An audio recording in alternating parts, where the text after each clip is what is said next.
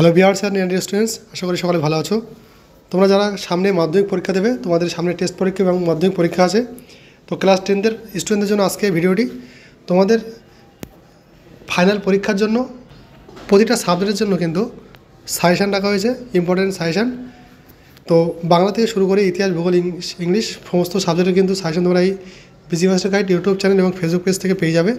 তো তার জন্য তোমরা ভিডিওটি ভালো লাগলে চ্যানেলটি সাবস্ক্রাইব করে পাশে থাকতে পারো এবং তোমাদের বন্ধুবান্ধবী যারা আছে পরীক্ষা দেবে তাদের কাছে শেয়ার করতে পারো, তারা যেন ইম্পর্টেন্ট সাজেশনগুলো পেয়ে যায়।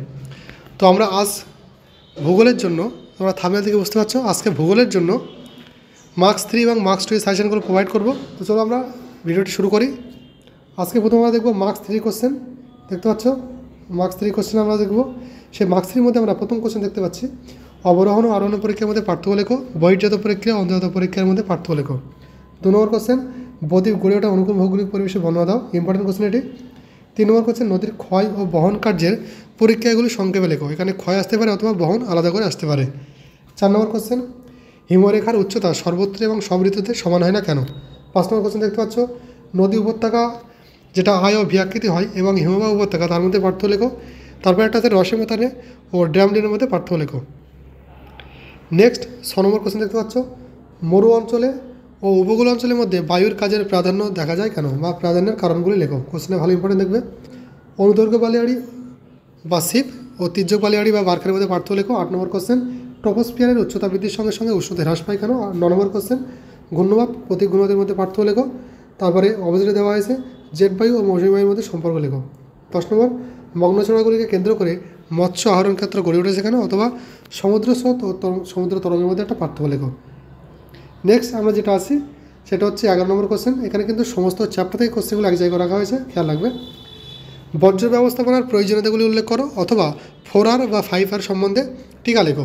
এখানে আরেকটি কোশ্চেন রাখা হয়েছে, বর্জ্য ব্যবস্থাপনায় শিক্ষার্থীদের ভূমিকা আলোচনা করো। গুরুত্বপূর্ণ একটা সালের কোশ্চেন দেখবে।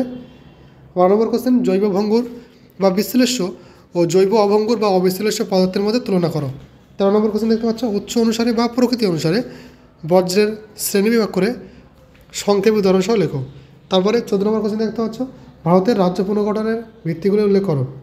ভারতের পূর্ব ও পশ্চিম উপকূলীয় সমভূমির মধ্যে পার্থক্য লেখো, অথবা আরেকটা আসতে পারে উত্তর ও দক্ষিণ ভারতের নদ নদীর মধ্যে তুলনা করো। ভারতের পশ্চিম বাহিনী নদী মোহনায় বা নর্মদা তাপ্তি নদী মোহনায় বদ্বীপ গড়ে ওঠেনি কেন। 17 নম্বর কোশ্চেন, জল সংরক্ষণে তামিলনাড়ু রাজ্যের ভূমিকা অথবা ভৌমজলের অতিরিক্ত ব্যবহারের ফলাফল বা কুফল আসতে পারে, এবং বহুমুখী নদী পরিকল্পনায় তার গুরুত্ব বা উদ্দেশ্যগুলি লেখো। 18 নম্বর কোশ্চেন, অরণ্য সংরক্ষণের উপায়গুলি সংক্ষেপে লেখো, অথবা ম্যানগ্রোভ অরণ্যের বৈশিষ্ট্যগুলি লেখো। 19 নম্বর কোশ্চেন, ভারতীয় কৃষির বৈশিষ্ট্যগুলি লেখো, অথবা ভারতীয় কৃষির সমস্যা ও সমাধানের উপায়গুলি উল্লেখ করো। এটা কিন্তু বড় কোশ্চেন হিসেবে কিন্তু 3 নম্বরে দিতে পারে।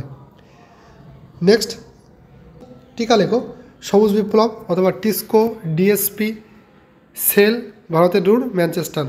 এখানে কিন্তু এইগুলো ভালো করে রাখবে, একটা টিকা হিসেবে আসতে পারে।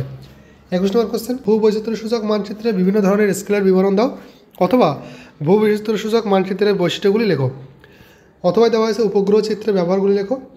22 নম্বর কোশ্চেন দেখতে পাচ্ছ, ভূবৈচিত্র্য সূচক মানচিত্র ও উপগ্রহ চিত্রের মধ্যে তুলনা করো বা পার্থক্য লেখো।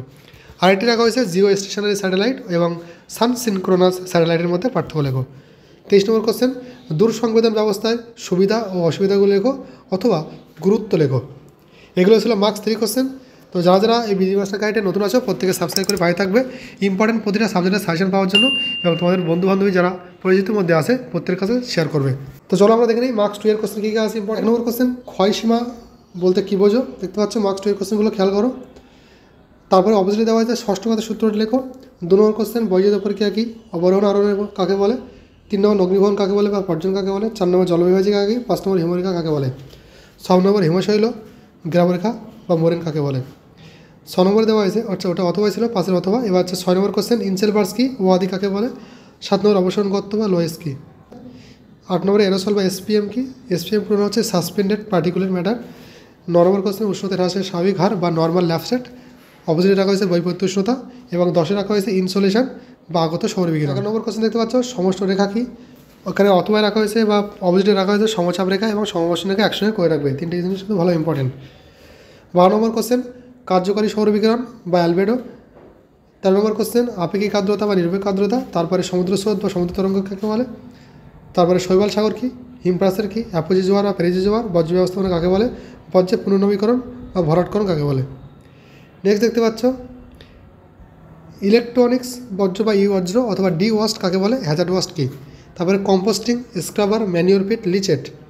এরপর আছে বিওডি অর্থাৎ বায়োলজিক্যাল অক্সিজেন ডিমান্ড, সিওডি অর্থাৎ কেমিক্যাল অক্সিজেন ডিমান্ড, ইউট্রোফিকেশন কী।